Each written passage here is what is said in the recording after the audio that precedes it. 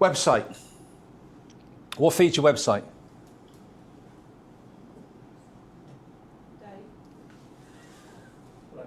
Dave, yeah, Dave. What feeds your website? So this is something that a lot of people don't necessarily put any time into and really start to understand. And I want you to go away with this and understanding that, when we talk about this, your website is your mothership.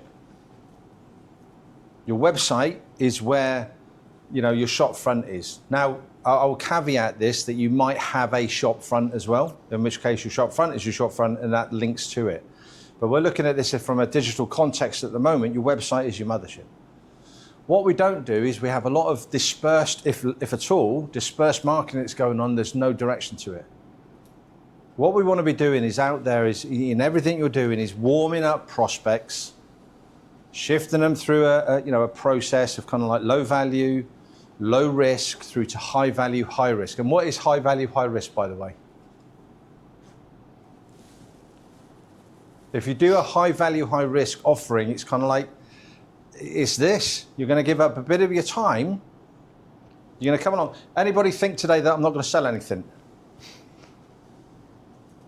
Just out of interest? Everyone's come here knowing that at the end of this, there is an offer of some description. Yeah, is that fair? High risk. Because at some point, you're going to sit here going, I ain't doing it. I ain't buying nothing. I've come here. I've already made my decision. There is nothing being sold to me today. I just want the value. High risk. That's how our brains work. So when you think low risk, if you go to my website, download something, grab a PDF, do an assessment, get a free report, watch a video for a few minutes, low risk, and then you can work them through this. So when we start to look at this, your website is your mothership. Does that make sense? So I'll ask that question again. What's feeding your website? Your website. Getting a bit too fluent on French this morning. I'm looking into APIs at the minute. Oh, so we're looking at actual links to... Discogs API is one of them, and I'm working with ChatGPT to utilise the API from it. That's something I'm looking into. So that's about collecting data. Yes. So from... Discogs. From? Discogs. Dishdosh. Discogs. Sorry. Discogs, I think. Okay. Discogs? Yes.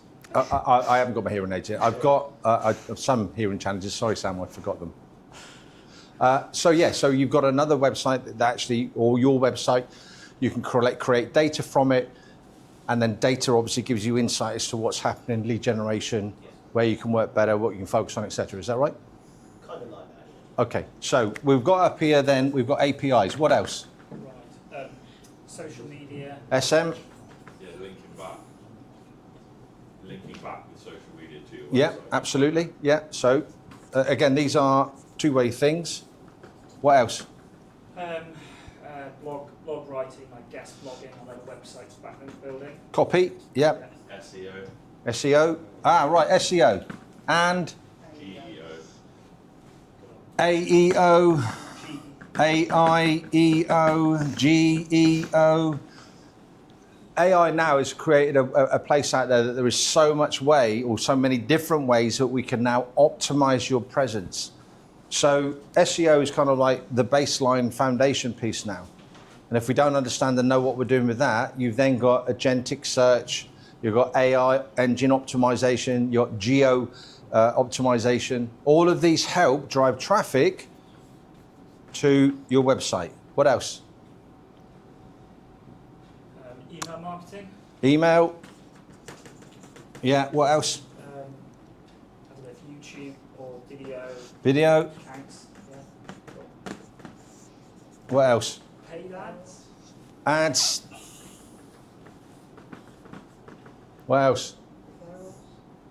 Referrals. So people telling other people that your website is there, so from other So the website ones, is it Bark? So you've got like strategic partner websites that can do that, yeah. So again, Strat, Part. What else? Physical mail.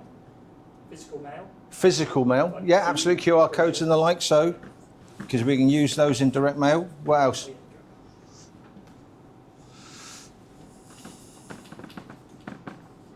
Anybody know what metadata is? Don't answer, Dave. Everyone know what metadata is? Now you can answer, Dave. Metadata. What's metadata? Are you talking in relation to like images or just? So metadata is the back end of your website. Oh yeah. So images, descriptions that feed a blog, back end of your YouTube channel. All of those things feed your website because they're being captured by the algorithms that are out there. So when we start to look at this,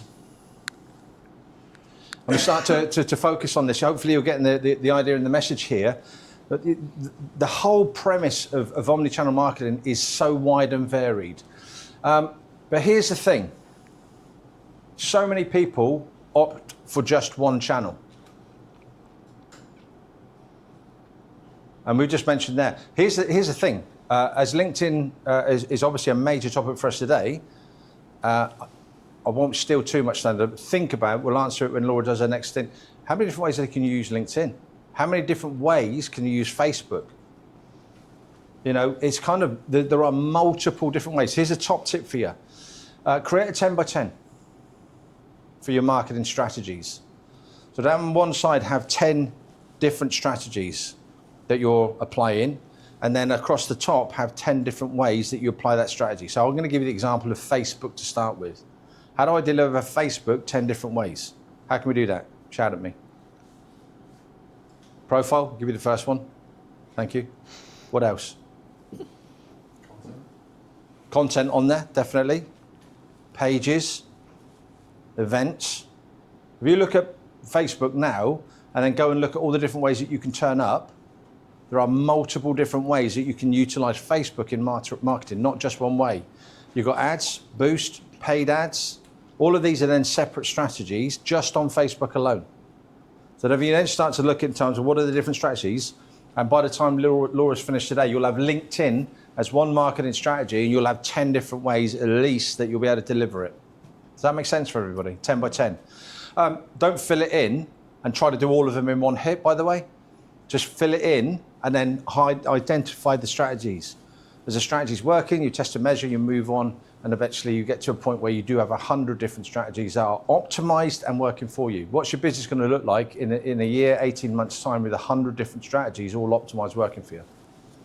Anybody? You'll be paying me to do some stuff for you. I'll work for you is what I'm trying to say. Does that make sense?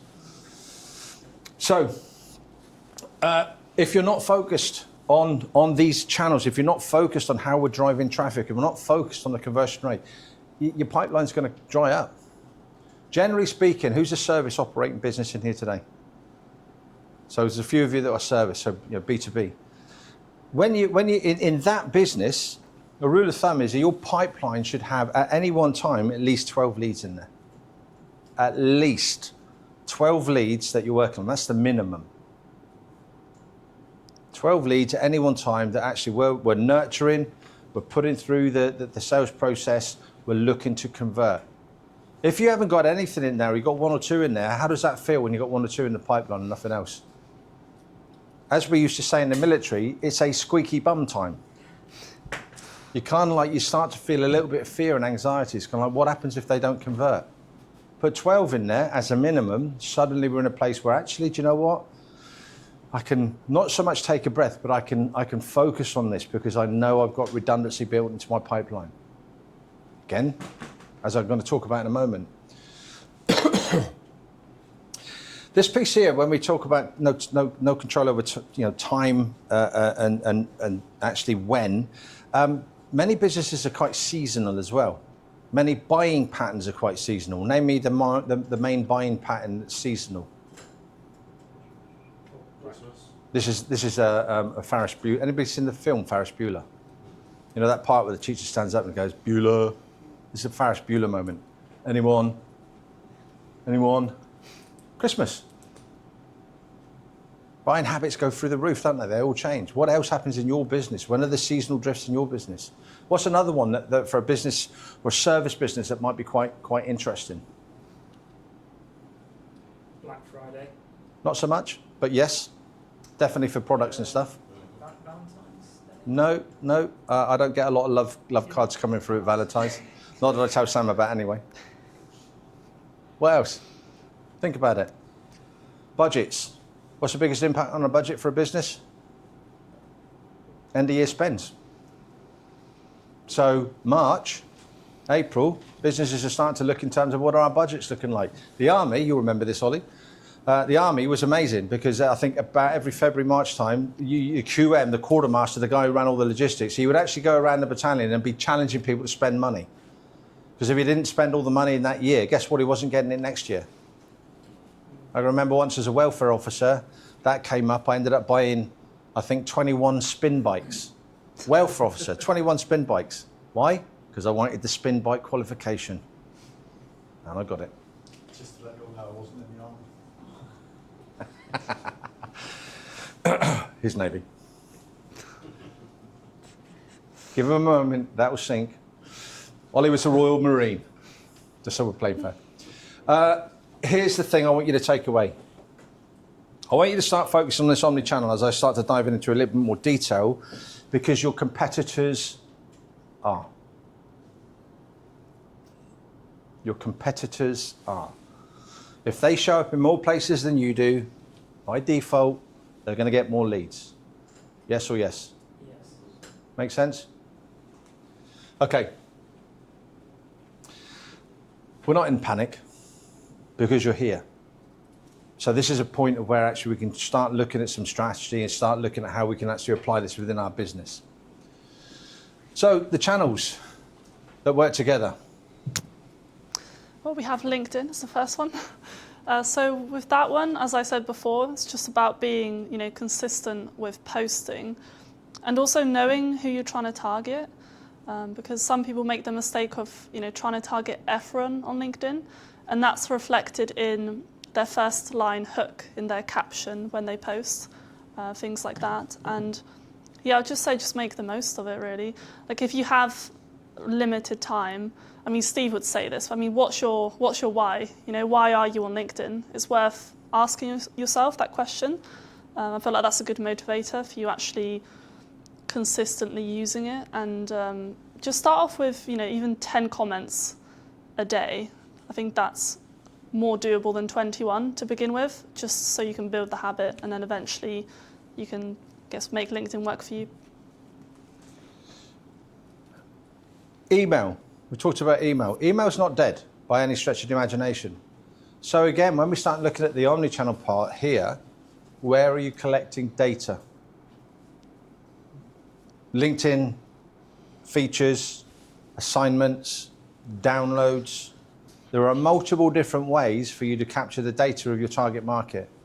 Low value, medium risk, because now they're downloading something, but they've got to give you something in return. They've got to give you an email. They've got to maybe, and again, this whole GDPR thing in terms of the opt-in, opt-out. Actually, when you're doing a download and somebody wants some value from you, it's by the intent of them downloading it that they're opting in. And the thing is that if they don't tick the box, it doesn't move to the download page. Medium risk. Make sense? So what are you doing in the business in terms of that? And it's an interesting one as well. When you start to look at it, how many of you are worried about giving away value? So many businesses are really worried about how much value you could give away. I'd be brutally frank. On my coaching business, you can probably go and find out all of the strategies, approaches, methodologies, and I'll probably share a lot of them on video, on downloads, on copy, on LinkedIn, newsletters, all that stuff. It's all there. Don't care. You can have as much value, you can read as much value as you want. What don't you get? You don't get a COOTer. Anybody know what a COOTer is? It's the secret weapon of any coach, any good coach. Anybody? Nobody? Kick up the arse. As a coach, my job is accountability, isn't it? It's a kick up the arse. You can go read as many books as you want, but you ain't getting a COOTer. Not unless you open a page and the hand comes out and starts slapping you across the face. So when you start to look at this, email works. InMail. So if you get a LinkedIn Premium account, and I would recommend getting a free trial if you get offered it, sometimes you do, you get 50 InMail credits per month. And what that means is that you can message someone on LinkedIn before they accept your connection request. And that's quite useful just, I guess, to help them make the decision if they want to accept it. And then from there, it's much easier to start that conversation on there. So many people buy their LinkedIn profile. Some of you will have that profile that you bought in here. Ask yourself the question now, am I using my 50 InMail credits per month? I will put a bet, no. No. Now the point on this is that actually that InMail is supported by LinkedIn. It turns up in their inbox. It gets past the spam filters because they're part of LinkedIn. So it's a really, really valuable tool. Interesting point on that as well, by the way. Newsletters. When you do a LinkedIn newsletter, where does it show up? In people's inbox. When they sign up for it, it goes to their inbox. So if you haven't got a LinkedIn newsletter, guess what? You'll miss it out. You know, we've got, I think we're nearly about 1,900 people now that signed up. 1,900 people every Tuesday get my newsletter. 1,900 every Tuesday. And actually, I do another one for the veteran side of life that I do, and that at the moment is up towards 900. 900 people every Monday get my silent front line. What might that look like for you? Make sense? So then we're looking here in terms of the website, as I mentioned, the Mothership, networking and events, so some traditional marketing in terms of what you could do in that respect. Referrals and partnerships. So again, LinkedIn is really good for this. As Laura can attest to, you know, when you start looking at strategic partnerships, where can you find them? LinkedIn all day long. You know, what makes a good strategic partner for you? Anyone? Mutually beneficial. So you've got a strategic partnership is a marriage. You're going to direct people to them, they're going to direct people to you. Make sense? That's a marriage. You've got host beneficiary. Everybody know what a host beneficiary is? Anybody go to the gym?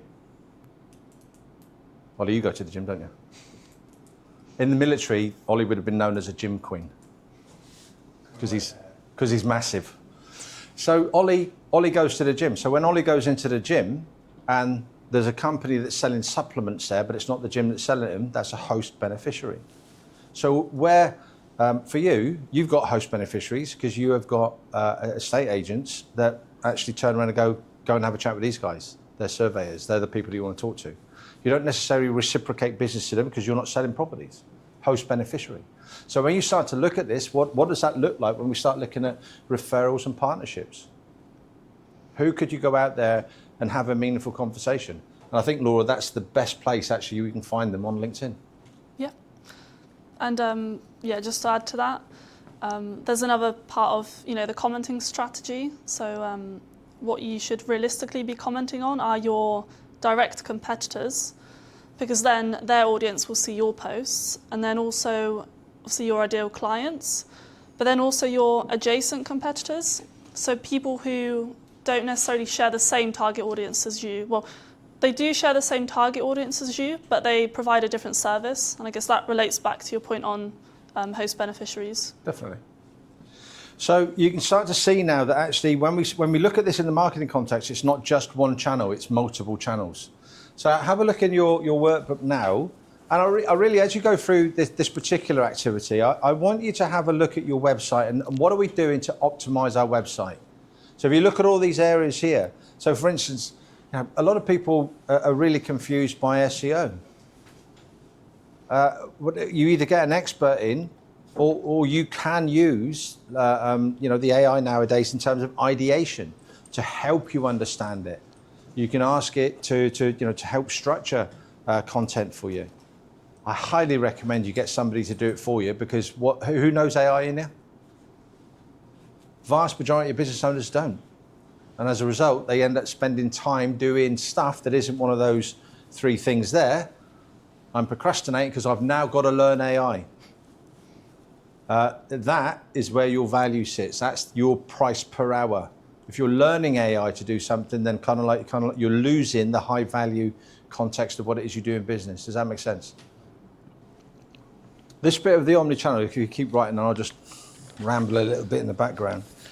Where we talk about this is kind of like a key focus point for you to start to develop your own marketing plan. Because if you think about every aspect digitally that you can influence in terms of your website and driving traffic to the website and engagement to the website, you can then start to build out a marketing plan, right down from having a content calendar to which channels you're going to look at, to what elements of a channel I'm going to focus on, to then putting structure into your diary of how you're then going to deliver it. Don't get overwhelmed because all of a sudden you're realizing that there are multiple different ways to actually reach your marketplace. What we do is we just sit down and we determine which are the ones that are going to be the best to get started with. Hence the reason we're talking a lot about LinkedIn today, because there is so much value on LinkedIn, to then start to work out what that looks like going forward. Does that make sense for everybody?